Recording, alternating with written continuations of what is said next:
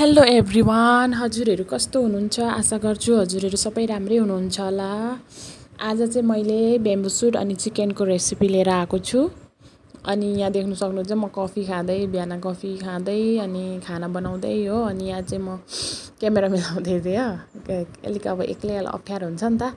अनि यहाँदेखि यो आलु छिल्नेले चाहिँ यो अलिक पातलो पारेर छिल्ने अनि त्यही देखाउँदैछु म चाहिँ। काटेर मसिनो काट्दा पनि हुन्छ, पातलो पातलो पारेर, तर यसरी चाहिँ राम्रो लाग्यो कि मलाई, खानु पनि सफ्ट हुन्छ नि त। अनि यसलाई बोइल गर्ने, राम्रोसँगले पाक्नु दिनुपर्छ, मजाले पाक्नु दिनुपर्छ कि यसलाई चाहिँ। अलिअलि मतलब 50% बोइल गर्छु भनेर चाहिँ हुँदैन, एकदमै 100% नै बोइल गर्नुपर्छ, एकदम पाक्ने कि काँचै खाँदा पनि हुने खालको पकाउनुपर्छ।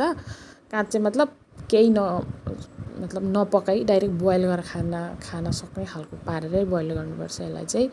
अनि यसको तितोपन जान्छ कि, एक खालको तितो हुन्छ नि त यो चाहिँ। अनि यहाँ चाहिँ मैले अब बोइल गर्नु बसाएँ, देख्न सक्नुहुन्छ।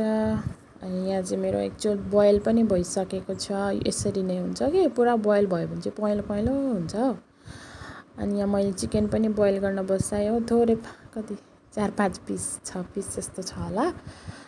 अनि यहाँनिर अब त्यही हो, सब्जी बनाउनु पर्यो। पहिला चाहिँ प्याज लसुन हालेर मजाले भुट्ने, अनि त्यहाँ म एड गर्छु चिकनलाई पनि निकै बेर भुट्ने, रातो हुने गरी। आज मैले फ्राई नगरी बनाएको नि त, त्यही भएर डाइरेक्ट कराहीमै भुट्छु।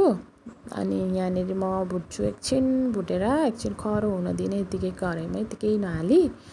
अनि त्यसमा म मरमसलाहरू एड गर्छु। हजुर हेर्दै जानु होला म कसरी बनाउँछु है त। हजुरहरू पनि बनाएर ट्राई गर्नु घरमा, एकदमै टेस्टी हुन्छ क्या। मलाई चाहिँ एकदमै मनपर्छ। अब के भन्नु सीमा नै छैन कि, यति मिठो लाग्छ मलाई चाहिँ। मेरो चाहिँ फेभरेट हो यो, सायद यो सालको नयाँ हो यो, फर्स्ट टाइममा आज खाएको मैले, मतलब यो सालमा 2025को फर्स्ट टाइम मेरो बेम्बो सुट हो यो चाहिँ।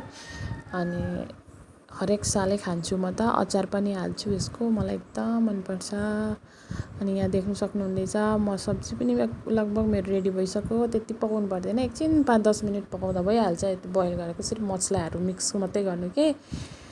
हजुरहरू पनि ट्राई गर्नु होला। Have a nice day. कस्तो लाग्यो भन्नु होला। म चाहिँ खानु थालेँ है त, हजुरहरू पनि ट्राई गर्नु अनि भन्नुहोस् कस्तो लाग्यो टेस्ट। यो ताँबा र मासुको सब्जी चाहिँ मेरो फेभरेट हो क्या। हरेक साल यो ताँबाको सिजन कहिले आउँछ भनेर म वेट गरिरहेको हुन्छु। कस्तो मिठो भएको छ। तपाईँहरू पनि ट्राई गर्नु होला।